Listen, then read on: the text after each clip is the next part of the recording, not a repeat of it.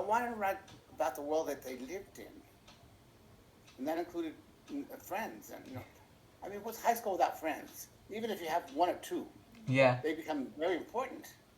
You know, and so everybody at school, if you're a loser, people call you a loser. Then the loser will find all the other losers, and then they won't feel like just losers. And that's how it goes.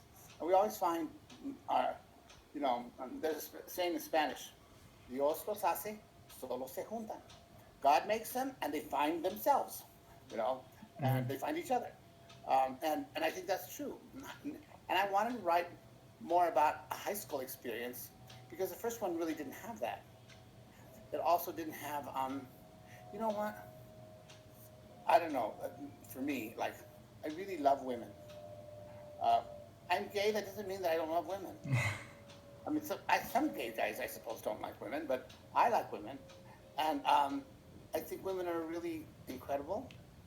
I think, especially in high school, uh, like girls are like great, and guys are like assholes, you know, and that's about the way it goes. So it's I have friends from high school. My closest friends from high school, there's about six of them.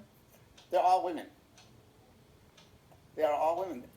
I'm close to them. I was close to them then, close to them now. They're important, and I like the great thing about being gay is that society allows us to be friends with women.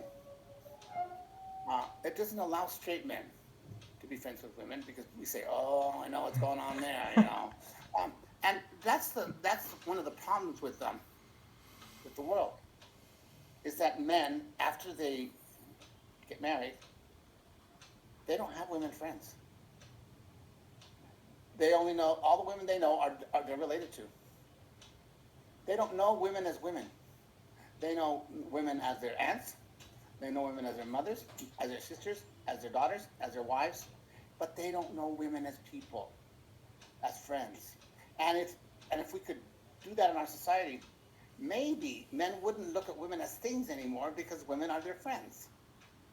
But we have to build a society that, that allows men to know women and women to know men. And same with women, you know.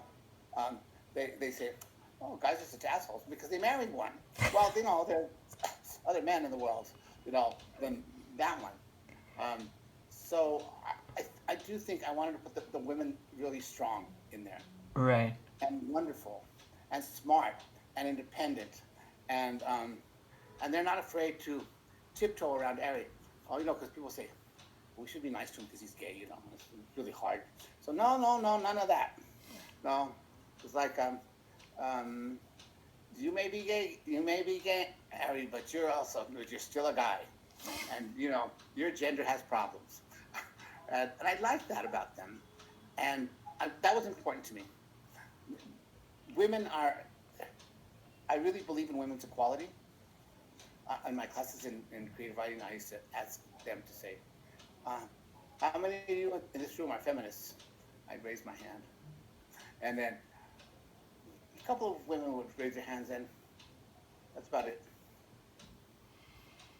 And I would look at them and I'll say, "Well, I have my work cut out for me," you know, because then they say, "This is creative writing. What does that have to do um, with feminism?" And I said, "Well, if you don't think and believe in all your heart that women are every bit your equal, then you're going to be a really shitty writer because that's how your books are going to turn out. Has everything, the kind of person you are has everything to do with the kind of books you write. Your books will be full of your virtues and they will be full of your flaws. So I hope to God that you have more virtues than flaws." And we would talk about these things. And I'm committed to that. I am committed to equality, and it shows in my work.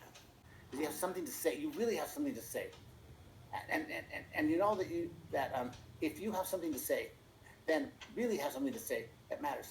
Other people, it will matter to other people too. And so I always tell my students, whatever you write, if it doesn't hurt, it's not going to matter. If you don't feel, if you don't cry, if you don't feel pain, you want to write something, go to the place of the pain and write from there. And I think that for me everything in my writing, and I think that's also one of the reasons I survived as a writer for 35 years, is because I wrote something that hurt me, and it touched other people. You know, I used to think that writing was literary matter. It's about being literary, and not just with me, with her children and and her husband and it was amazing. And you know, when she died on the day that Aristotle and Dante was published, and I was devastated. I didn't care about this book. I didn't care about this book. I was in so much grief, and but I always say, I know it's really kind of superstitious, but when she died, my mother blessed that book. I mean it. I think she blessed that book, and I'll always believe it, because I've never written a book that's been so successful. Not ever, not even close. So and so open yourself up to whatever it's saying, and maybe it'll speak to you.